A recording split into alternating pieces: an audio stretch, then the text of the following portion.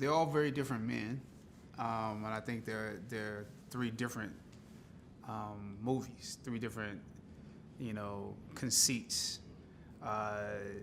three different ways of playing a real person.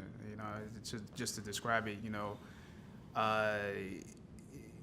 Brian Hudlin wanted Jackie Robinson to filter through me, but there's certain things about that process, and I was like, okay, I'll give you what you want, which meaning he didn't want me to try to imitate Jackie Robinson's voice.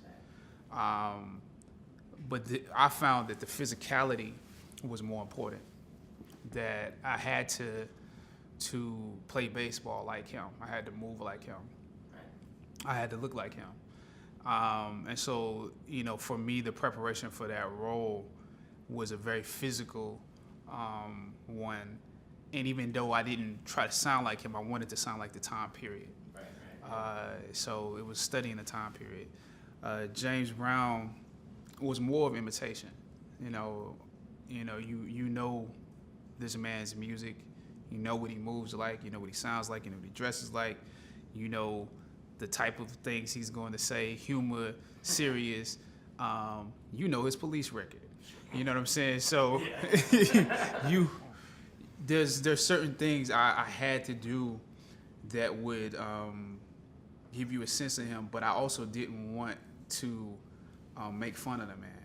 So the challenge was to not imitate him to the point where I could make fun of him. So it was important that I dig into the cultural, his Southern roots in a way, and apply them to my own Southern roots, and allow his voice to come to me, as opposed to, we're very different in terms of physicality, our heights, so how do I dance like him and how do I sound like him if we don't have the same instrument? So, I had to allow those things to come to me, James Brown to come through me. And so that's a different way of doing a biopic.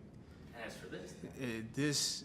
This is one where you don't know, there's not footage. There's Baseball Hall of Fame footage that people have never seen for Jackie Robinson. There's concert footage that people have never seen. I mean, in this day and age, people saw it at some point in time, but they've never seen it that I had access to in both cases. This was not like there's not like legal documents. There's no, there's niggas. Yeah, there's no sports center for Thurgood Marshall in the courtroom. Although there should be. I see the crawl down the side of the screen. Yeah, but so this was discerning and extracting from the pages, from biographies, autobiographies, from articles that were provided or were found. This was extracting his personality from that, and there's very little footage of him talking, but again, I think it's more about the time period. And since I didn't look like him, you don't necessarily want to go there anyway. You don't want to present the problem. You want to present, how can the spirit of this man, the essence of him, come through me.